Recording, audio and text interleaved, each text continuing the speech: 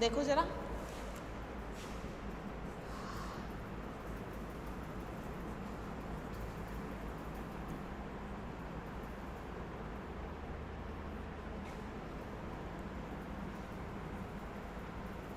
कौन सॉल्वेटिंग एजेंट की तरह काम करेगा।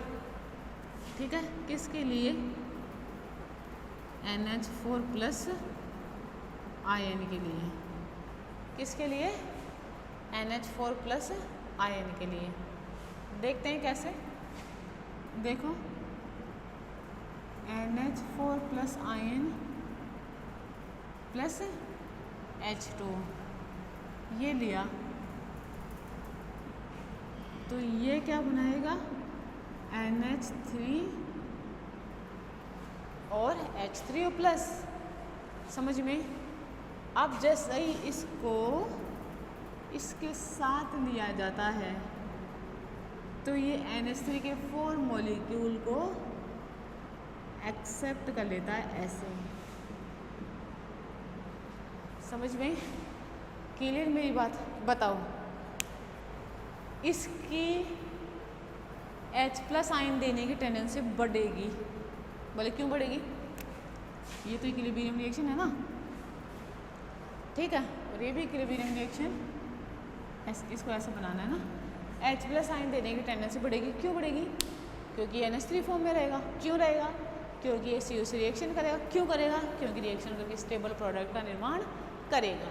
इसलिए ये H प्लस आयन को लॉन्ग टाइम के लिए रिलीज़ कर दिया, कम्प्लीटली रिलीज़ कर दिया। तो इसका मतलब क्या हुआ? फॉरवर्ड डायरेक्शन में जैसे बढ़ा तो इसकी एसिड की स्ट्रेंथ भी बढ़ जाएगी। ठीक है बात? क्लियर ये चीज़? ऐसे ही ग्लाइसिन होता है। ठीक है, ग्लाइसिन के लिए भी Cu2 प्लस आयन को सॉल्वेंट की तरह काम करता है ना। ग्लाइसिन के लिए जो Cu2 प्लस आयन है वो भी कैसे व्यवहार करते हैं? को सॉल्वेंटिंग एजेंट की तरह काम करता है। बोले वो कैसे? अब ठीक है, देखो ग्लाइसिन की बात करें, है ना, किसकी बात करें? ग्लाइसिन की। ठीक है, मुझे एक बात बताओ, ग्लाइसिन को अगर H2O में लिया जाए, है ना, क्या कहा मैंने? अगर ग्लाइसिन को H2O में लिया जाए, पहले तो ग्लाइसिन का फॉर्मूला क्या होता है? ये होता है भैया, है ना। देखो तो सतना ही नहीं होगा ना कि फॉर्मूला क्या होता है। देखो इधर तो वैसी चीज़ें होनी नहीं चाहिए। H2 ये ऐसे CH2COO माइनस H3O प्लस। आप बोले तो ये आयन क्यों बनाए? ग्लाइसिन एटो में कन्वर्ट हो गया। आप बोले तो ये आयन क्यों बनाए? क्योंकि ये Cu2 प्लस आयन से जुड़कर स्टेबल कॉम्प्लेक्स का निर्माण करेगा। देखो इसके 2 मॉलिक्यूल काम में आते हैं ऐसे।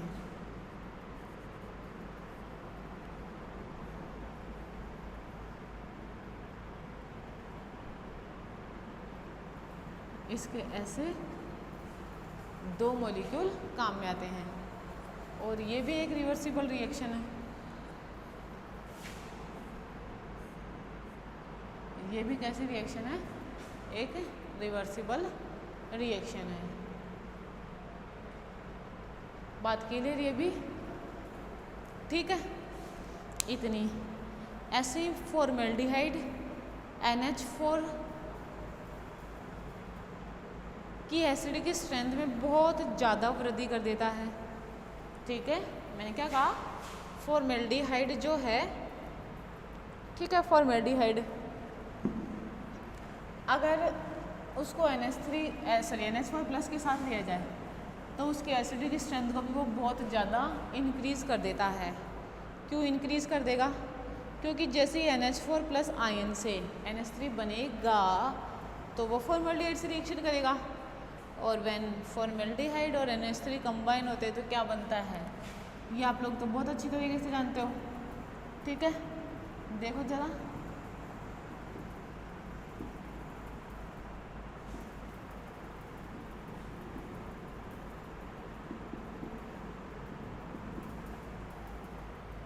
ठीक है ये चीज़।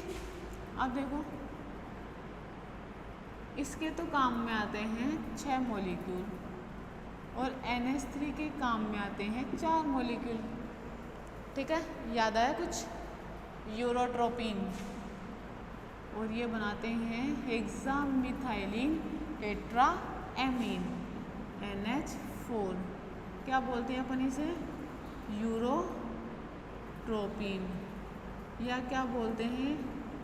Hexamethylene tetraammine. क्या बोलते हैं?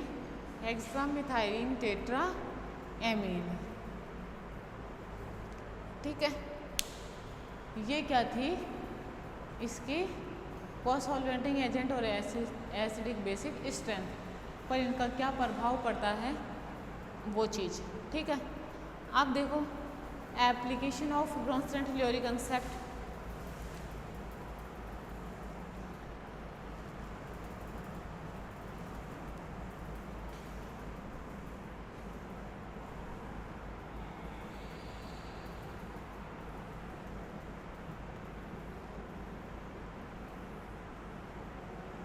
नेक्स्ट देखो एप्लीकेशन ऑफ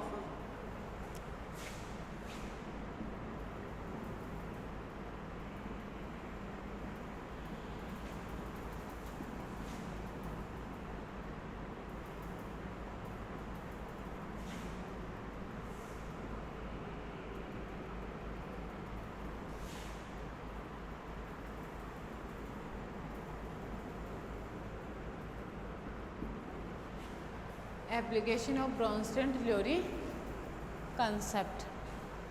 ठीक है,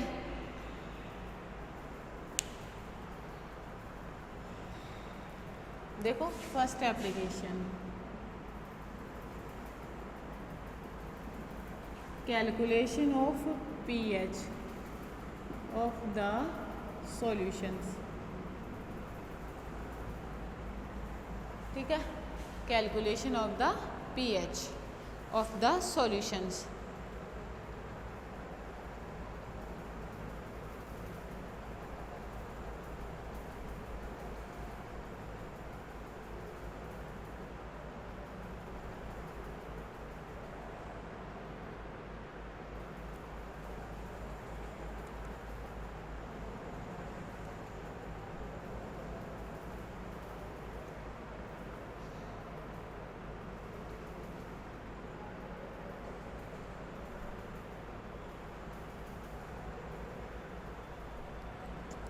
देखो calculation of pH of the solvent solutions. देखो सबसे पहले लिया एक solution of weak acid.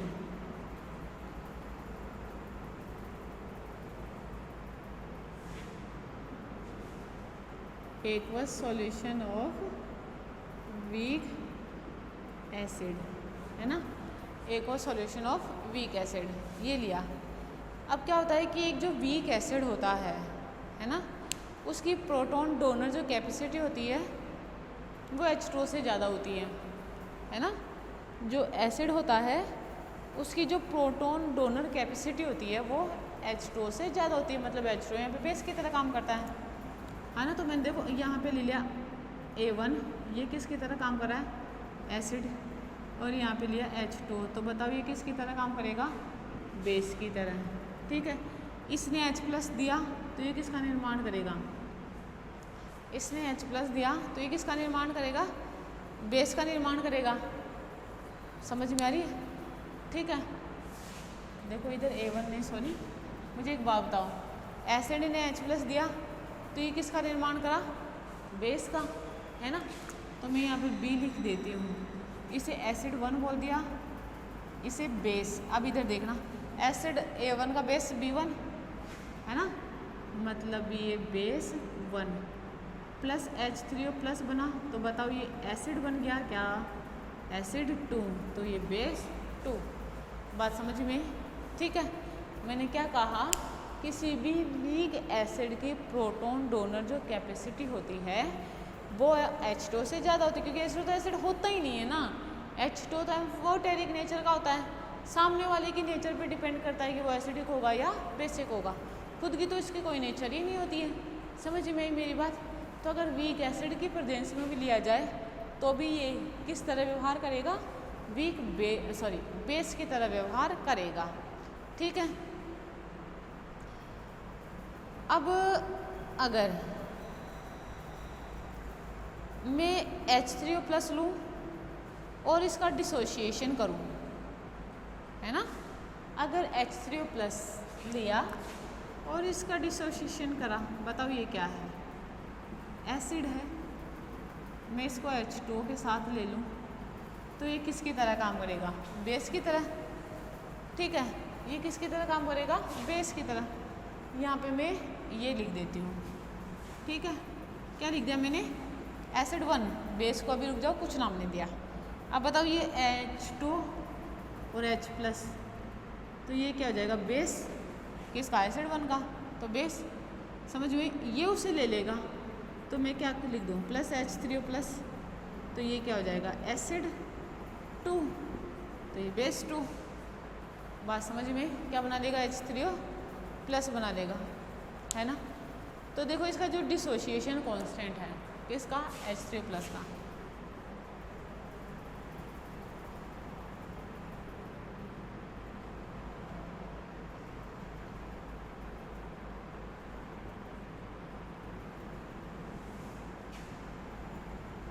H3O+ क्या होगा? KH3O+ इक्वल्स टू, मतलब क्या होता है? Concentration of product divided by concentration of reactant, है ना। समझिए मेरी बात? क्या होता है? Concentration of product divided by concentration of reactant. तो मैं क्या करूँगी? बेस 1 और ये H3O+ divided by concentration of क्या है? ये क्या है? H3O+। ये होगा ना। अरे वाटर तो एक्सेस में अपन लेते ही हैं। समझ में आप लोगों को बात? क्लियर ही वाली बात? ठीक है, समझ में आया? तो जो ये हो जाएगा, देखो इससे ये कैंसिल आउट, तो अब क्या बच गया? ये बेस 1 बोल, तो इसकी कंसंट्रेशन पे डिपेंड करेगी। समझ में आया ये बात भी? ठीक है। और वो नॉर्मली कितना होता है? 55.5। ऐसे देखो किसी अगर उसकी बात करें, जैसे कोई ए स्पीसीज लिया, है ना, जो H+ आयन देती हो। ठीक है, तो देखो मैंने लिखा A+H2। ठीक है, इसने दिया और H2 ने लिया, तो ये देकर अपने कॉन्जुगेट बेस में कन्वर्ट हो जाएगी और ये H3O+ में कन्वर्ट हो जाएगा। ठीक है, तो इसके लिए डिसोशिएशन कांस्टेंट क्या हो जाएगा? Ka। क्या लिखूँ? कंसंट्रेशन ऑफ B और कंसंट्रेशन ऑफ H3O+। क्या होगा? कंसंट्रेशन ऑफ B और concentration of H3O+ divided by concentration of A, है ना। समझ में मेरी बात? क्लियर? अब जो ये इक्विलिब्रियम है ना, ये पहला वाला, ये जो इक्विलिब्रियम है, इस इक्विलिब्रियम के अकॉर्डिंग करें अपन, है ना, फ्रॉम इक्विलिब्रियम फर्स्ट क्या लिखूं? Ka गुणा KH3+, अरे ये तो था। ठीक है, ए लिया है ना, ए और बी उसी की तो बात कर रही हूँ मैं, नेक्स्ट रिएक्शन की। ठीक है, तो क्या लिखूँगी? Ka multiply by KH3O+। ठीक है, और इसका डिसोशिएशन कांस्टेंट कितना होता है? वाटर का फिक्स होता है ना। अरे 55.5 इक्वल्स टू, देखो क्या लिखो इसको, मैंने लिखा था अभी Ka, ये लिखा B concentration of H3O+ divided by concentration of वो, और 55.5, ये क्या हो जाएगा? 55.5। ठीक है, अब यहाँ पे जो B है ना, अपन ने ये B क्या लिया है? ये क्या होती है? Concentration of H3O+। है ना।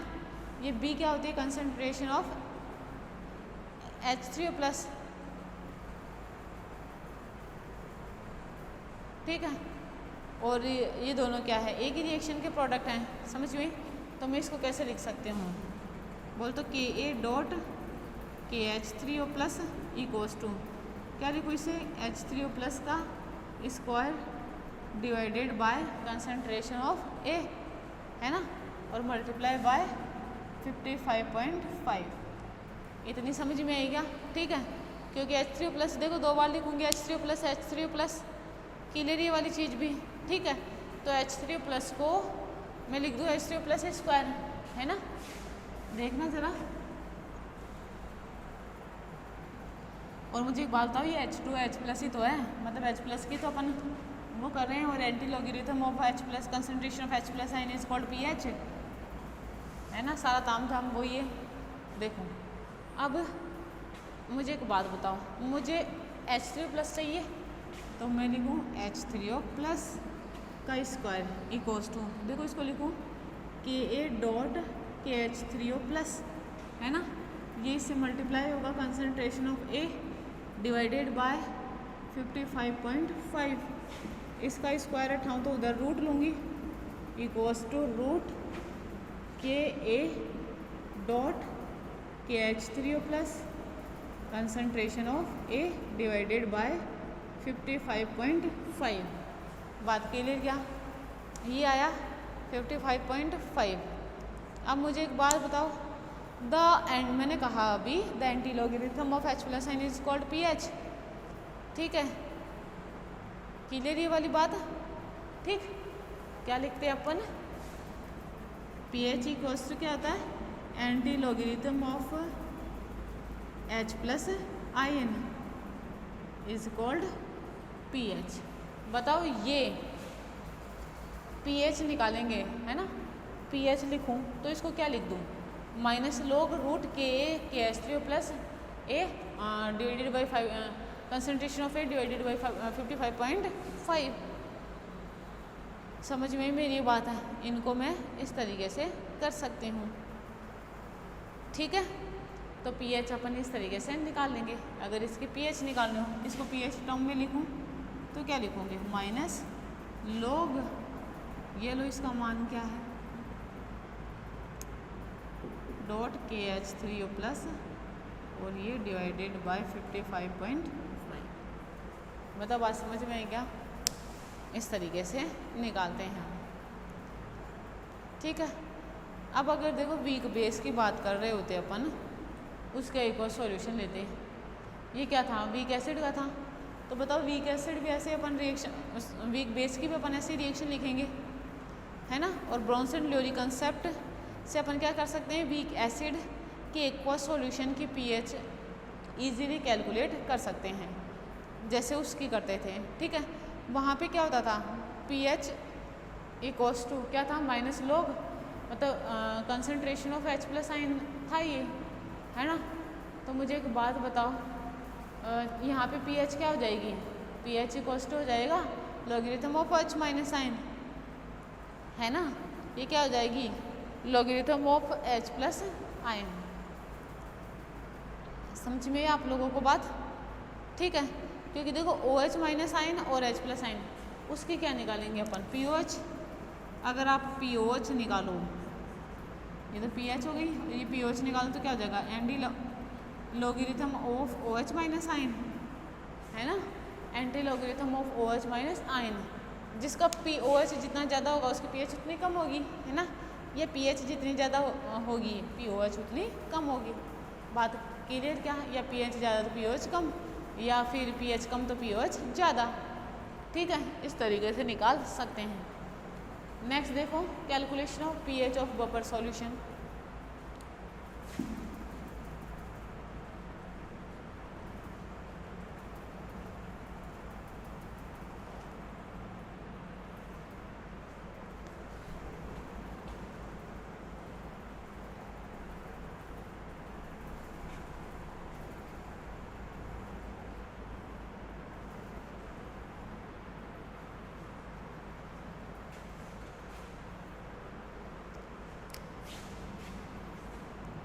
देखो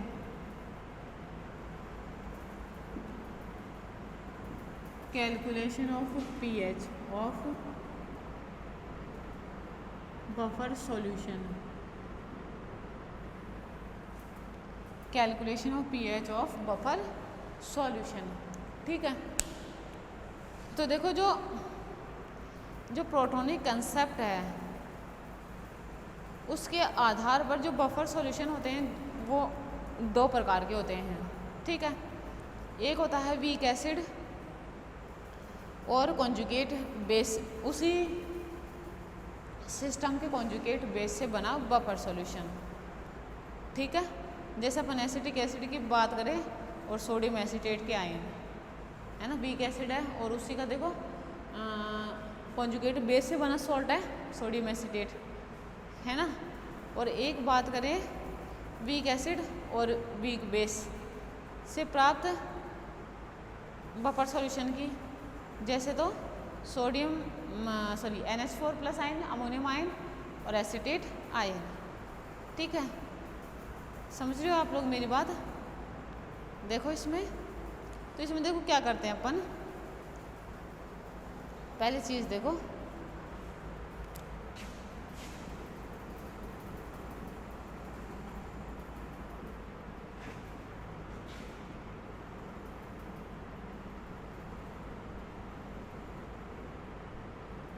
बफर सॉल्यूशन दो प्रकार के होते हैं। पहला weak acid and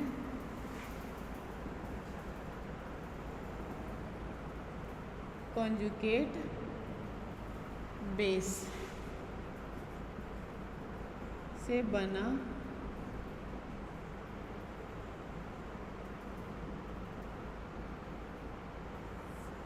buffer solution, है ना। वीक एसिड और उसके कॉन्जुगेट बेस से बना बफर सॉल्यूशन। ठीक है, इसमें क्या होता है कि जो strong conjugate acid base pair होता है वो यहाँ पे क्या होता है, इक्विलिब्रियम में उसमें प्रोटॉन ट्रांसफ़र होता है। ठीक है, यहाँ पे जो वाटर होता है वो सिर्फ एक मीडिया का काम करता है, बाकी और कोई काम नहीं करता है।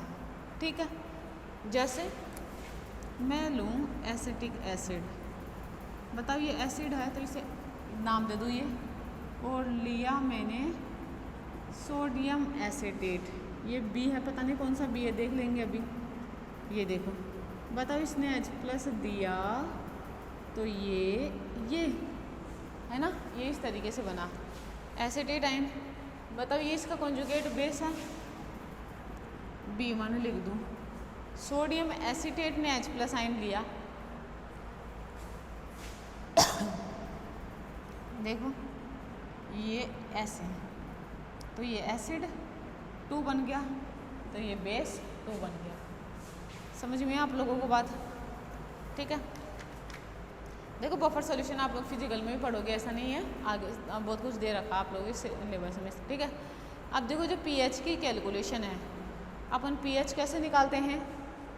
ठीक है, नॉर्मली अपन पीएच इसकी पीएच कैसे निकालेंगे, इसके लिए फॉर्मूला होता है, और वो फॉर्मूला देखो आप लोगों को ध्यान में रखना है। ठीक है, पीएच इक्वल्स टू होता है pKa plus log conjugate base upon conjugate acid, है ना। क्या होता है, conjugate base upon conjugate acid, log conjugate base upon conjugate acid. ठीक है, पीएच इक्वल्स टू क्या होता है, pKa plus log conjugate base upon conjugate acid. ठीक है, समझ में आप लोगों को बात है। अब नेक्स्ट देखो यहाँ पे जो POH होता है ना, POH होता है, वो क्या होता है, pKb, है ना। क्या होता है, pKb plus log conjugate acid upon conjugate base. ये फॉर्मूला आप लोगों को ध्यान में रखना है। ये फॉर्मूला तो देखो ध्यान में रह जाएगा, ऊपर वाला ध्यान रहेगा तो ये भी ध्यान में जाएगा, ठीक है ना। क्लियर ये वाली बात। अब पी के ए क्या होता है, क्या होता है, एंटी लॉगरिथम ऑफ के ए। पी के बी क्या होता है, एंटी लॉगरिथम ऑफ के बी। समझ में आप लोगों को बात, ठीक है। इनको इस तरीके से करते हैं।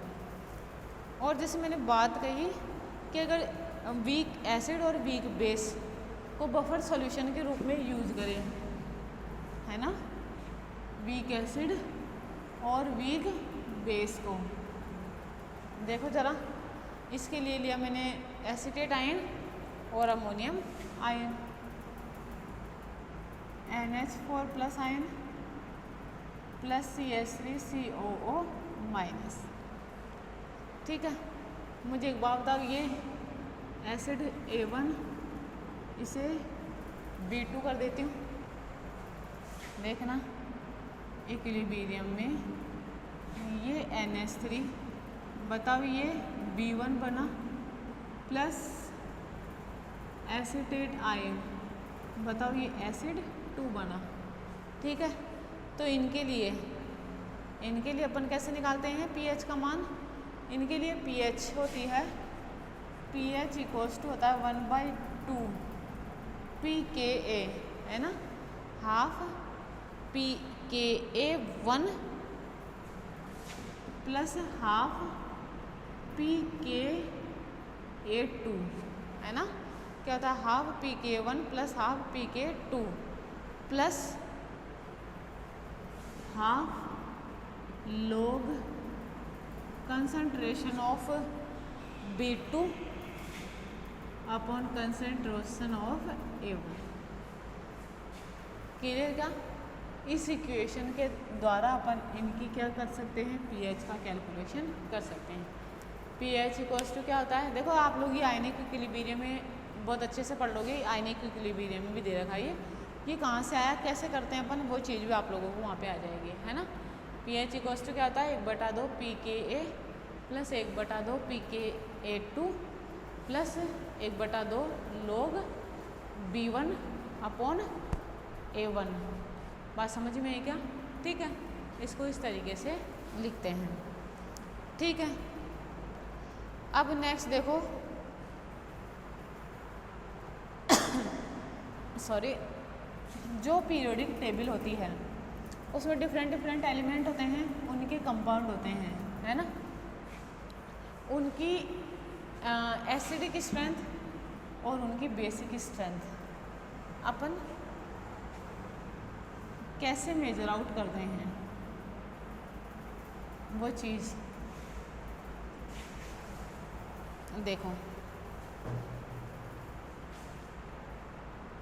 देखो इसमें सबसे पहले एक पीरियड की बात करें, ठीक है, और उनमें भी हाइड्रो एसिड की बात करें।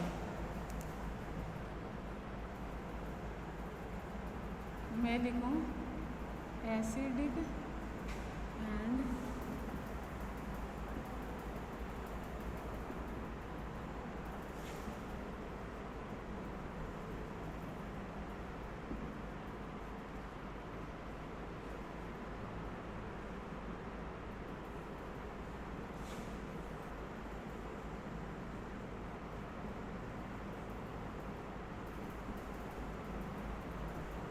देखो पीरियड की बात करें और उसमें भी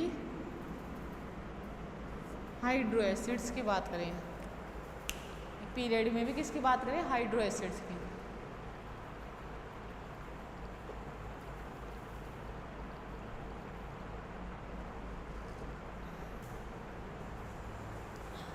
ठीक है, हाइड्रो एसिड में जैसे लिया CH4 NH3 H2 और HF, पीरियड में ले रहे हैं ना, मैंने क्या लिया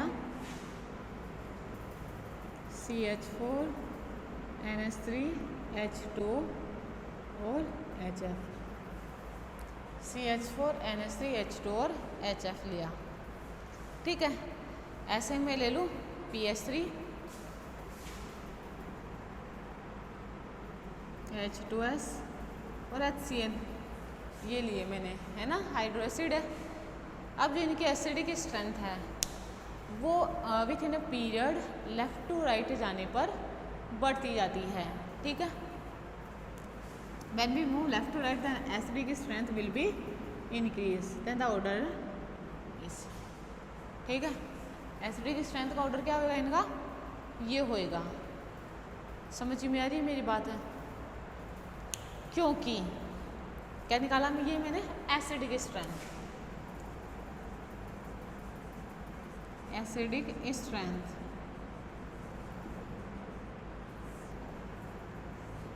अब क्योंकि का क्या मतलब है, क्योंकि जब ये H+ आयन देंगे तो अपने कॉन्जुगेट बेस का निर्माण करेंगे, लाइक एज CH3-,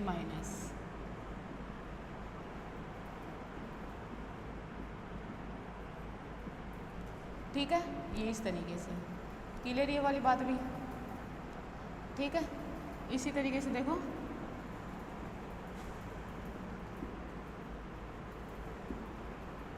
ठीक है, ये चीज़ भी। नेक्स्ट देखो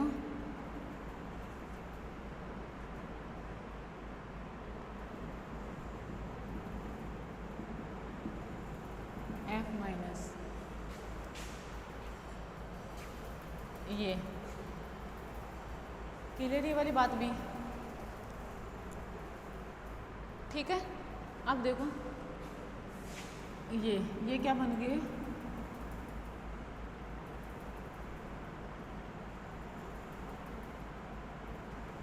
कॉन्जुगेट बेस, है ना, ये क्या बन गए, कॉन्जुगेट बेस बन गए। देखो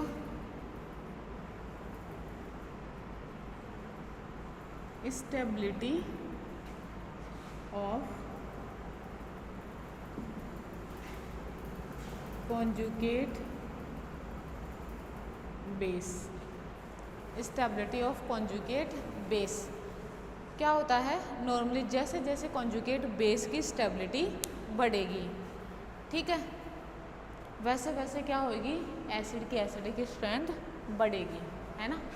तो अगर मैं इनको स्टेबिलिटी के ऑर्डर पे अरेंज करूँ तो सबसे ज़्यादा स्टेबल कौन होएगा, F-, देन कौन होएगा OH-, देन कौन होएगा NH2-, देन CH3-। ये क्या हो जाएगा नॉर्मली इनकी स्टेबिलिटी का ऑर्डर। तो जो इनके कॉन्जुगेट बेस की स्टेबिलिटी का ऑर्डर होएगा, समझ रहे हो आप लोग मेरी बात, वो ही इन एसिड की एसिडिक स्ट्रेंथ होएगी, ठीक है। ये सबसे ज़्यादा स्टेबल क्यों है, सबसे पहले ये देखो कि इन पर नेगेटिव चार्ज आ रहा है। दूसरा ये देखो नेगेटिव चार्ज जो आ रहा है वो स्टेबल है because of small size and large high electronegativity, because of this और क्लियर ये चीज़, ठीक। ऐसा ही बताओ नीचे वाले में करेंगे।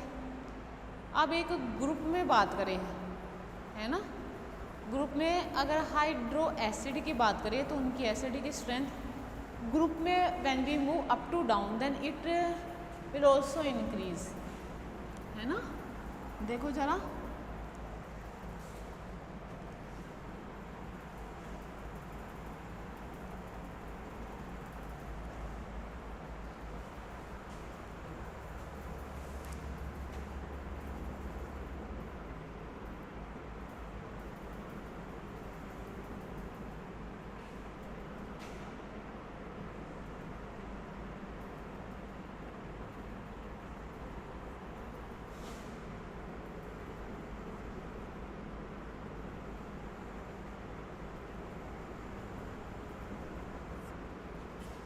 Acidic strength of hydro acids within a group, ठीक है।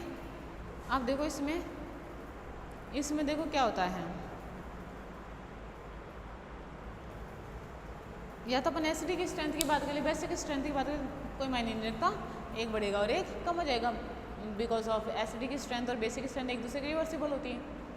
ठीक है, अब देखो बात करें कि एक ग्रुप की, है ना, जैसे ग्रुप की बात करो तो मैं लिखूँ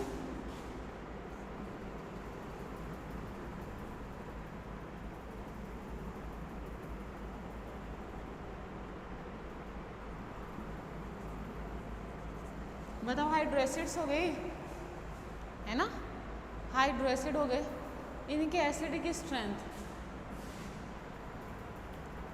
इस ऑर्डर में होगी। क्यों होगी? Because of larger size.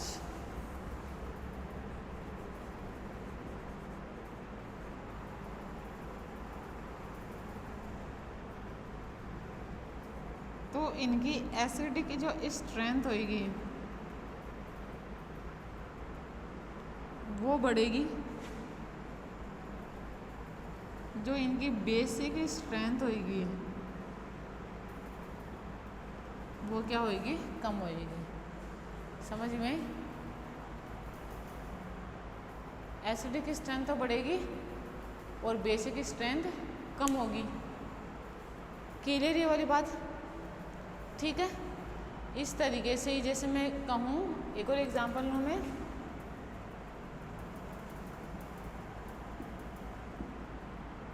तो यहाँ पे ये H2 H2 H2 H2 और H2 है ना, ये लिख दिया। क्लियर ये बात? तो इसकी भी तो एसिडिक स्ट्रेंथ यही होगी। समझ में आप लोगों को बात? क्लियर? ऐसे ही ग्रुप है ना ये, ऐसे में लिखूं,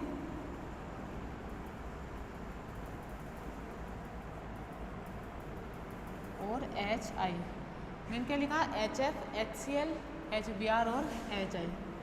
जब ऊपर से नीचे मूव करते हैं तो क्या बढ़ता है? साइज बढ़ता है। इसका मतलब क्या है? मतलब स्टेबिलिटी ऑफ कॉन्जुगेट बेस क्या होगी? बढ़ेगी। इसलिए एसिडिक स्ट्रेंथ भी बढ़ेगी। देखो जरा 3 एग्जाम्पल लिखे।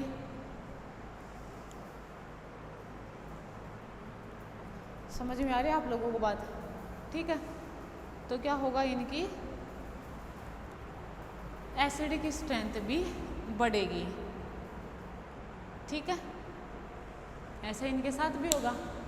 या मैं क्या कह सकते हैं, मुझे एक बात बताओ, जो HF होता है वो तो हाइड्रोजन बॉन्डिंग बनाता है ना? हाइड्रोजन बॉन्डिंग बनाएगा तो बताओ H+ दे सकता है क्या? नहीं दे सकता। नहीं दे सकता तो एसिड होएगा क्या? कितना ही इलेक्ट्रोनेगेटिव क्यों ना हो। समझ में? इसकी कंपैरिजन में तो नहीं होगा। या मैं कहूँ इनकी जो बेसिक स्ट्रेंथ है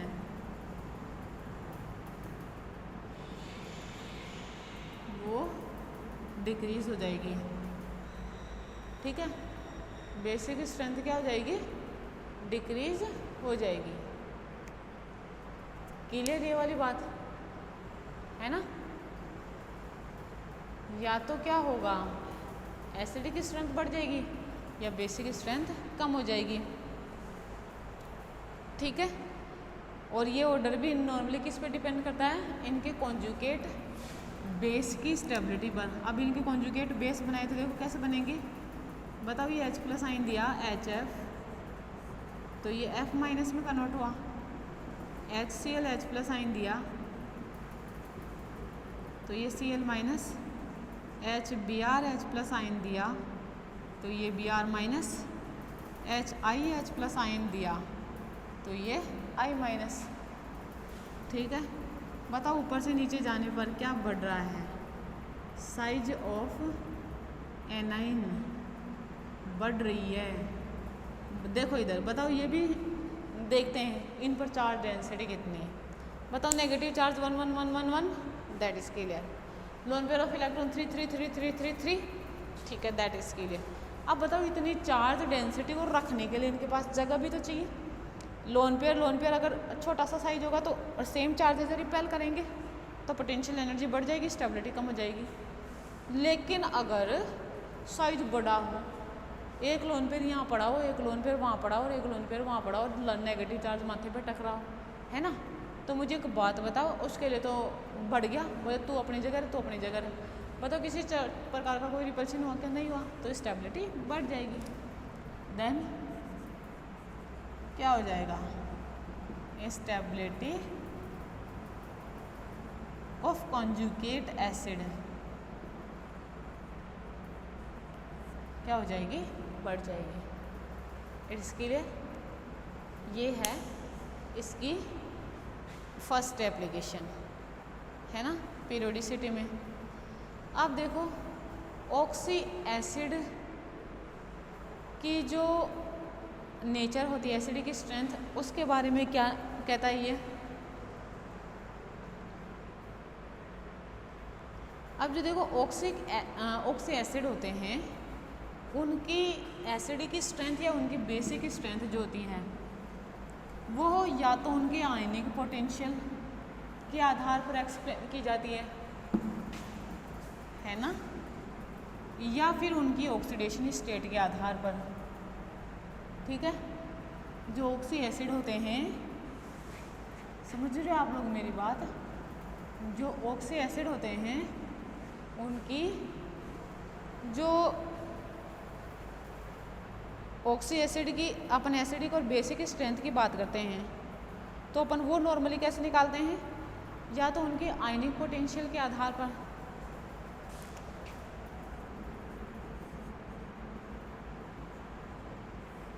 या तो उनके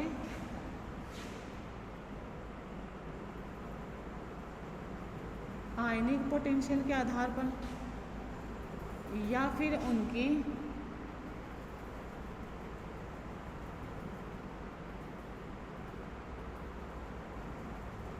ऑक्सीडेशन नंबर के आधार पर, है ना, या तो उनके आयनिक पोटेंशियल के आधार पर या उनके ऑक्सीडेशन नंबर के आधार पर। फॉर एग्जांपल क्लोरीन के ऑक्सी एसिडों की बात करें तो उनकी जो स्ट्रेंथ होती है, मतलब एसिड की स्ट्रेंथ किस पे डिपेंड करती है? Oxidation state of the chlorine atom. ठीक है, किस पे डिपेंड करेगी? क्लोरीन के ऑक्सीडेशन स्टेट पे डिपेंड करेगी। For example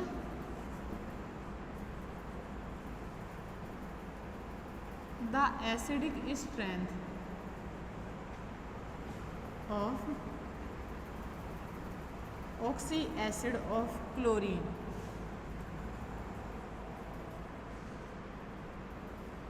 is depend on the oxidation state of chlorine. किस पे डिपेंड करती है? क्लोरीन के ऑक्सीडेशन स्टेट पे डिपेंड करती है। जैसे मैं लिखूँ HOCl, HOCl2, HOCl3, HOCl4, यहाँ पे क्लोरीन के ऑक्सीडेशन स्टेट +1 है ना, यहाँ लिख देती हूँ oxidation state of chlorine +1 +3, sorry +2 नहीं +3 +5 +7। ठीक है, +1 +3 +5 और +7। बात समझ में आई क्या? ठीक है, ऐसे अपन बात करें H2SO3 की और बात करें H2SO4 की। ठीक है, तो यहाँ पे सल्फर की ऑक्सीडेशन स्टेट प्लस का 4, यहाँ पे सल्फर की ऑक्सीडेशन स्टेट प्लस की 6। ठीक है, तो जो इनकी एसिड की स्ट्रेंथ होगी वो क्या होगी? सबसे ज़्यादा इसकी मतलब क्या है? एसिडिक स्ट्रेंथ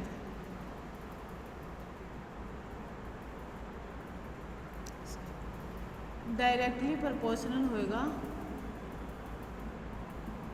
ऑक्सीडेशन नंबर के, तो इसकी एसिडिटी ऐसे होएगी। समझ में क्लियर ये चीज़? ठीक। ऐसे ही मैं देखो HNO2 और HNO3 की बात करूँ, नाइट्रस एसिड और नाइट्रिक एसिड प्लस का 3 होगी इसमें, और HNO3 की बात करो तो इसमें कितनी होगी? प्लस का 5। अरे ऑक्सीडेशन स्टेट से निकालना बता रखा है ना, वैसे निकाल लेना। ठीक है। ऐसे ही मैं बात करूँ H2O की और H2O2 की, इसमें -1 और इसमें माइनस का 2, तो एसिड की स्ट्रेंथ किसकी ज़्यादा हुई? H2O2 की ना। अरे -1 ज़्यादा है, समझ में मेरी बात? ठीक है। तो अपन नॉर्मली क्या कर सकते हैं, ब्रोंस्टेन-टिलौरी कंसेप्ट के अनुसार जो कॉन्जुगेट बेस होते हैं, ठीक है, उनकी स्टेबिलिटी के अकॉर्डिंग इनकी एसिडिक स्ट्रेंथ एक्सप्लेन कर सकते हैं। ठीक है। स्टेबिलिटी का ऑर्डर बोले तो ये कौन से कॉन्जुगेट बेस बनाएंगे, देखना जरा। ये H+ दिया और OCl माइनस, ये H+ दिया और OCl2 माइनस, ये H+ दिया और OCl3 माइनस, ये H+ दिया और OCl4 माइनस, ये बनाएगा। अब अगर इन कॉन्जुगेट, ये क्या है,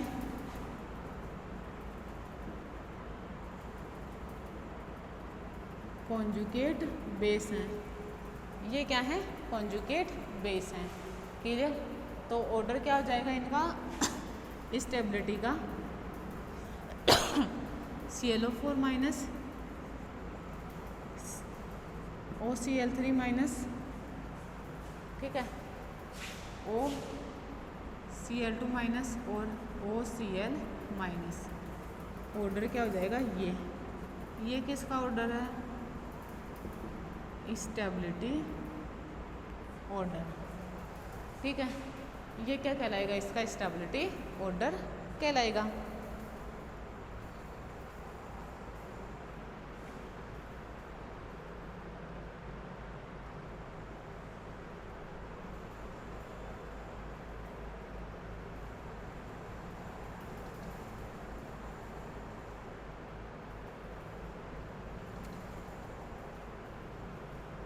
नेक्स्ट देखो, इनका डिटर्मिनेशन अपन किस के साथ कर सकते हैं, इनके आयनिक पोटेंशियल के आधार पर भी कहा था ना भी, या तो आयनिक पोटेंशियल के आधार पर या ऑक्सीडेशन स्टेट के आधार पर। तो ऑक्सीडेशन स्टेट के आधार पर तो समझ में आया पहली बात तो ये। अब देखो आयनिक पोटेंशियल के आधार पर, ठीक है। देखो आयनिक पोटेंशियल क्या होता है, charge on negative species divided by number of oxygen atom. क्या होता है, आयनिक पोटेंशियल इक्वल्स टू, क्या होता है, मैं लिख दूं negative charge divided by number of oxygen atom. ठीक है। क्या होता है, negative charge divided by number of oxygen atom. ठीक है, ये निकालेंगे। क्लियर ये वाली बात। ये क्या होता है, आयनिक पोटेंशियल निकालने का फॉर्मूला होता है। ठीक है। अब देखो आयनिक विभव का मान जितना ज़्यादा नेगेटिव होएगा, है ना, आयनिक पोटेंशियल का मान जितना ज़्यादा नेगेटिव होएगा, ऑक्सी अम्लों की प्रोटॉन देने की कैपेसिटी उतनी ही कम होगी। ठीक है, देखते हैं, चलो देखें। मतलब आयनिक पोटेंशियल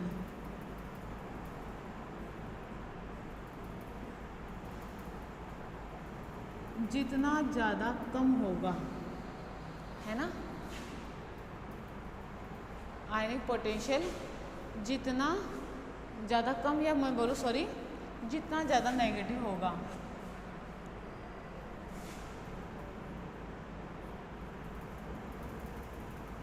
ज़्यादा नेगेटिव वैल्यू, उसकी H प्लस आयन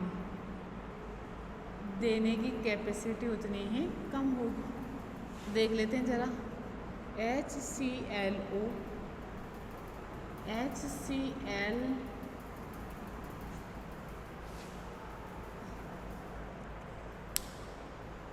देखो जो ऑक्सी एसिड होते हैं ना वो क्या होते हैं, HClO, HClO2, HClO3। इससे पहले देखो मैंने Cl का सॉरी बहुत बड़ी मिस्टेक कर दी मैंने। देखो मैंने इस तरीके से लिख दिया ना, उसके जो कॉन्जुगेट बेस बनाए थे, देखो मैंने इस तरीके से लिखा उसको HCl2O है ना, HCl3O, HCl4O है ना। प्लीज़ उसे सही करना, ये जो मैं कर रही हूँ ना वही करो उसे। देखो इधर उसे सही करो आप लोग। HClO, HClO2, HClO3 और HClO4, इनके कॉन्जुगेट बेस क्या बनाओगे, इसका बनेगा, देखो इधर बना रही हूँ, देखो देख लो इधर ClO4 माइनस, उसे सही करना प्लीज़। ये H प्लस वो गलती से हो गया, ClO3 माइनस, इसका देखो क्या बनेगा ClO2 माइनस, और इसका क्या बनेगा ClO माइनस। बात समझ में आ रही है? हाँ, इसको इस तरीके से करना उसको, ठीक है, उसको सही कर लेना, ये मैंने करवा दिया है ना। नेक्स्ट देखो अब इसमें ये है, ठीक है, आयनिक पोटेंशियल का वैल्यू निकालते हैं यहाँ पे, ठीक है। बताओ आयनिक पोटेंशियल का अगर वैल्यू निकाले तो क्या है वो, कितना, क्या लिखा मैंने, नेगेटिव चार्ज, ठीक है। बताओ नेगेटिव चार्ज की अगर बात करें तो नेगेटिव चार्ज कितना होएगा इनकी कॉन्जुगेट स्पीसीज पर, ClO माइनस, ClO2 माइनस, समझ में आ रही, ClO3 माइनस, ClO4 माइनस, मतलब minus minus minus minus one, minus one ही तो चार्ज है। तो देखो इसका IP क्या है, -1 divided by number of oxygen, -1, कितना आया -1। इसका IP देखना ज़रा, बताओ कितना, -1। ऑक्सीजन के एटम 2, कितना लिखूँ, -1/2, ठीक है ना। इसका देखो IP, negative charge -1, positive oxygen atom 3, तो कितना आया मान, -1/3। इसका देखना ज़रा IP इक्वल्स टू कितना, -1, ऑक्सीजन की नंबर 4, कितना होगा, -1/4, ठीक है। बताओ अब इसका सबसे ज़्यादा तो H प्लस आयन देने की टेंडेंसी सबसे कम, इसका माइनस में सबसे कम तो H प्लस आयन देने की टेंडेंसी उतनी ज़्यादा। तो बताओ एसिडिक नेचर इनकी ये हो जाएगी क्या, ये क्या कहलाएगी इनकी, एसिडिक स्ट्रेंथ। समझ में क्लियर। अब ये आयनिक पोटेंशियल के आधार पर एक्सप्लेनेशन।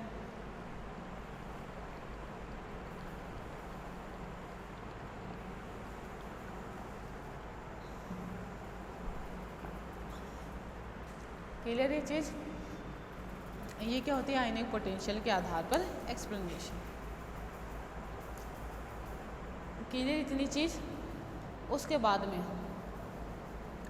लेकिन इसका एक एक्सेप्शनल केस भी है, मतलब ये रूल जो है इन पर तो लागू होता है ना।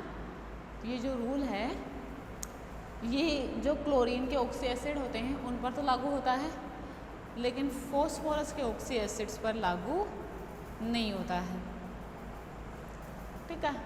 उनमें जस्ट अपोजिट एसिडिटी का ऑर्डर पाया जाता है।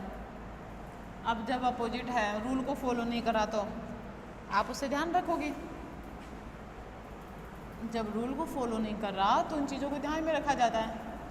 जो रूल को फॉलो कर रहा है वो फॉलो कर ही रहा है, उसे समझ लो, और जो फॉलो नहीं करता उसे याद कर लो, ठीक है बात।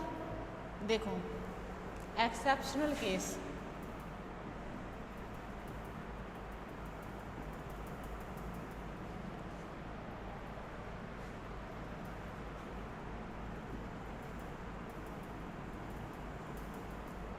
देखो एक्सेप्शनल केस,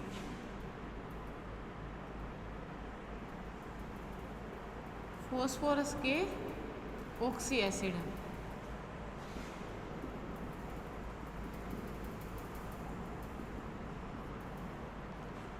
की एसिडिटी है ना, ऑक्सी एसिड की एसिडिटी।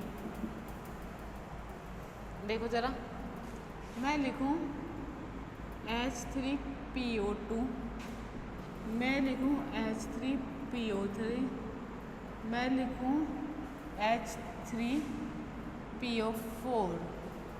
समझ में आ रही है क्या लिखा? H3PO4। क्लियर? समझ में आई? इसकी कितनी है ऑक्सीडेशन स्टेट? +3 और +-4, प्लस का 1, प्लस का 3 और प्लस का 5। ठीक है, क्लियर? इसकी कितनी है? प्लस का 1, प्लस का 3 और प्लस का 5। तो ऑर्डर होगा ये। समझ में आया आप लोगों को बात? ऑर्डर क्या होगा? ये होगा किसका? इनकी एसिडिटी का। ठीक है, ये क्या था? एक्सेप्शनल केस था जो रूल को फॉलो नहीं करता है। ठीक है, अब देखो जो रूल को फॉलो करते थे वो एग्जाम्पल दिखा दिए। आप किसी भी ऑक्सी एसिड की एसिडिटी या मैं कहूँ उसकी बेसिसिटी को आप इस तरीके से एक्सप्लेन कर सकते हो। ठीक है, किसी भी एसिड की एसिडिटी और किसी भी बेस की बेसिसिटी को आप इस तरीके से एक्सप्लेन कर सकते हो, एक्सेप्ट फॉस्फोरस के ऑक्सी एसिड्स। ठीक है, तो देखो ये ब्रोंस्टेन-टिल्लोरी जो कंसेप्ट था ये कंप्लीट हो गया है। अब जो नेक्स्ट लेक्चर है उसमें अपन पढ़ेंगे सॉल्वेंट सिस्टम कंसेप्ट। ठीक है, क्लियर ये चीज़? अब कौन सा पढ़ेंगे? जो थर्ड कंसेप्ट अपना है ना, फर्स्ट अपन ने आर्नियस कंसेप्ट पढ़ा, सेकंड अपन ने ब्रोंस्टेन-टिल्लोरी कंसेप्ट पढ़ा और थर्ड क्या है अपना? Solvent concept, solvent system concept. ठीक है, थैंक यू सो मच।